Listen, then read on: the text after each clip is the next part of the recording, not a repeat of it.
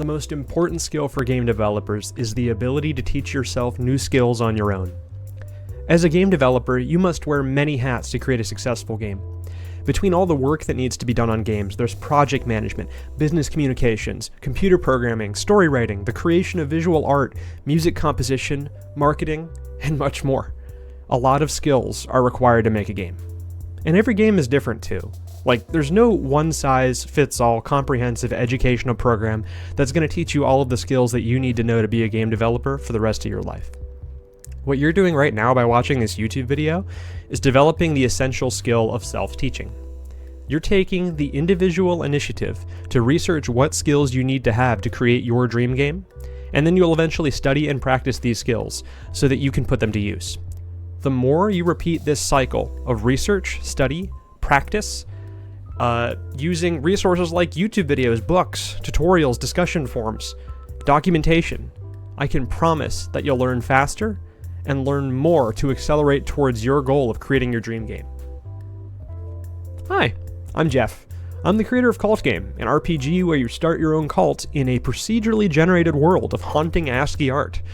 Today I've got this short video for my peers in the game industry, and for those of you who are maybe from the outside but are also looking in and interested in the game industry, and I'm going to be telling you why I think self-teaching is the most important skill for a game developer to have. And I'll also show you some ways how you can start improving your ability to be a great self-teacher. When I first thought of this topic, I searched around the internet for what people thought the most important skill for game developers was. I took a poll for what were the most important game developer skills based off of 12 articles that the following sites had published. I then made this chart that indicates the skills on the x-axis and the number of articles that mention them as an important skill for game development on the y-axis. All skills that were mentioned by only a single article were removed for being included in the chart for the sake of clarity. The reason why I show you this is two reasons. First is to reinforce the fact that there are so many skills considered valuable in game development. Second is to say that there is a lot of demand for game developers to have competencies with game creation tools and programming. If you would like a pragmatic answer to this question, you could say that game creation tools and programming are the core skills you need to develop games. A game does not happen without an engine or without some sort of game creation and programming tools being put together.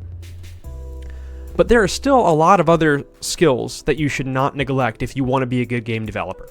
And sure, if you work on a larger game development team, your most important skill is probably going to be related to the part of the game that you're responsible for. Regardless, I wanted to focus on a single skill that anyone involved in the game industry can find useful throughout their entire careers. I did a second, more cursory round of research on this to find out what game developers like myself here on YouTube are saying about what skills are the most important. I've learned one trait. One single trait separates the game devs that do it full time versus everyone else, the people who never really get there. And that one trait is follow through. Now, I don't like videos where they tease the answer to keep you watching until the end, so here it is. The number one skill is marketing. And that skill is self-reliance. The ability to derive answers and solutions without needing to rely on others. I listened to some more indie devs give their opinions on this question, and I've come to the same conclusion. There's widespread disagreement about which one skill is the most important to have, and an individual's most important skill is largely going to be situational. So what's the next logical step from here, right? I believe, personally, that we need to personalize our learning journeys so that we can learn the skills that are going to be the most important for us as individual game developers. The best way to do this is to become autodidacts, or people who are effective at teaching themselves new skills. The major reason why I believe self-teaching to be an important skill for game developers is that we may be forced to learn new skills every time we start a project, and learning has a cost of time and money, right? Self-teaching minimizes this cost of time and money, so that we can invest more time and money in making our games better. For example, if you use a formal education to learn, you'll be spending time and money on the education that might waste some of your time on learning skills that aren't exactly essential to your goal. Remember some of those GEs in college, right? Not to mention that formal education has the potential to be very expensive these days. If you learn with a mentor or a coworker, you'll be spending your own time and taking the time of the mentor, whose productivity will decrease as they directly invest their time in you, which may slow your team's progress down. If you are an effective self-teacher, you can figure out exactly what you need to learn for your own purposes and use free or inexpensive resources to teach yourself. If you know how to use Google, YouTube, or the library, you have all of the information that you need to start learning programming, visual art, or marketing. You don't need to spend any money or distract anyone else on your team, so you get the best of both worlds. That is to say, there's definitely nothing wrong with a formal education, mentorships, and asking for help. Any sort of way for you to gain new skills is awesome. And sometimes the only way to find out what we don't know is to directly interact with more skilled people. The problem is when we don't hold ourselves accountable for our own success and learning and are motivated by fear and negative consequences. Failing a class, disappointing others, or the threat of being fired from a job are all highly motivating reasons to learn and progress, but they can be quite stressful in a dreadful way. This gets into the second, more minor reason why I believe mastering self-teaching to be a valuable skill.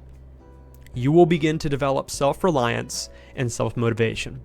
You become confident that you can solve almost any problem given time and the right resources, as you've been able to teach yourself how to solve other problems that at first seemed impossible. The more that you do the impossible, the less impossible new problems start to seem. It may be unavoidable that you have failure as a motivator for your learning and work, but in the very process of self-teaching, you are treating yourself like someone who you are responsible for.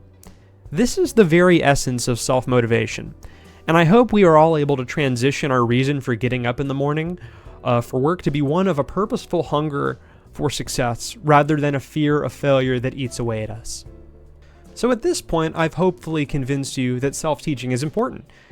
However, some of you might struggle with the thought of being able to become an effective self-teacher. Truthfully, being a self-teacher will be more difficult for you if you have trouble focusing and or don't already have a bit of self-motivation to start. I believe that everyone can improve though, and I have a few tips for you to get started on becoming a better self-teacher, whether you're just starting out with becoming a self-teacher or wanting to learn new ways to get better at it. The first step to becoming an effective self-teacher is knowing the right places to find educational resources and ask questions. If you're already on YouTube watching this video, I can imagine that you already have a good start in knowing how to find educational content on the internet. Still, I'll put some good resources that I have used to start learning some skills for general game development on the screen. I'm not affiliated or sponsored by any of these resources, I just have personal experience with them and I can attest to their quality. The list can also be found in the description. The second tip for becoming an effective self-teacher is to start reading books. If you hate reading and have an immediate reflex to want to skip over this, please hear me out. Until this past year, I hated reading. I hadn't read a book for myself in over a decade. Having to read books for school that were just not interesting to me made me hate the process and become sour to reading as a whole. Fast forward to this past year, I got peer pressured by some friends into reading a book series that I ended up enjoying more than video games that I was playing. Sure, I experienced some friction initially getting into the books, but now reading is a daily habit of mine, and it has tremendously improved my life. Even reading from fantasy books, my vocabulary has improved and I am able to read faster. Because I have made reading a habit, I've also ended up reading some very high quality educational books that have changed my life. And I would have never read them if it had not been for me trying to make reading a part of my schedule. Now, I'm not going to ask you to start reading a bunch of dry, boring textbooks in your free time.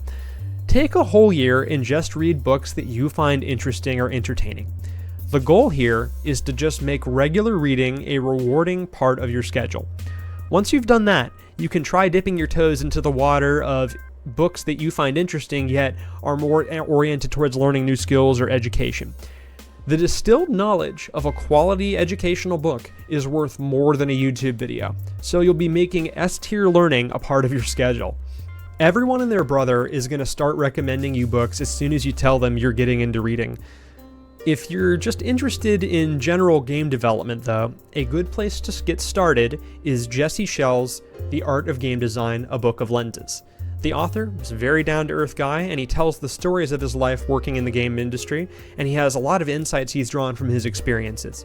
It has a lot of wisdom, and it gives you a look into what working in the game industry is like for those of you who are new to game development.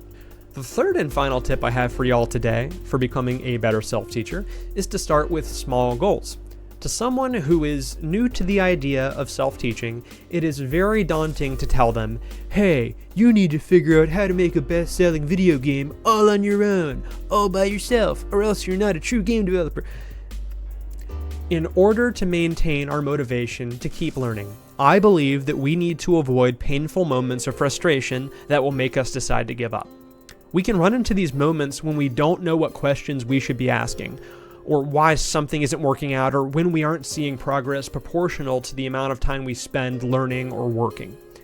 When we begin to feel like we are wasting time, it's natural for us to feel like we should give up and move on to something more worth our time. To increase our self-motivation, we should look to find consistent, instant applications of our learning. For those of us learning programming, this can be getting text to print to the screen for the very first time. Or for those of us learning game engines, this could be getting a character to respond to user input. When you find these moments where you can see that you are taking steps towards creating your dream game, it will give you a positive energy like none other to keep pushing forward. Inevitably, we will all end up in slumps of frustration that drain our motivation, and I would suggest that you take breaks or switch to another activity that you currently aren't stuck on during these periods of time, which you can consider productive, so that you can keep your motivation from draining more than it needs to. If these methods don't work, I believe John Steinbeck's quote here might ring true for you. It is a common experience that a problem difficult at night is resolved in the morning after the committee of sleep has worked on it. All right, that's all for me today. Thank you very much for spending a bit of your day with me. I hope I've inspired you, or at least made you think a little bit. As much as I am using this channel to host devlogs for my game, I'd also like for it to be a quality source of information for people who are trying to teach themselves things. I'd like to hear what you guys think about this subject and my thoughts on it in the comments. Feel free to drop me a message down there, and I'd love to respond to you. Other than that, I'll see you guys in the next devlog very soon. Bye-bye.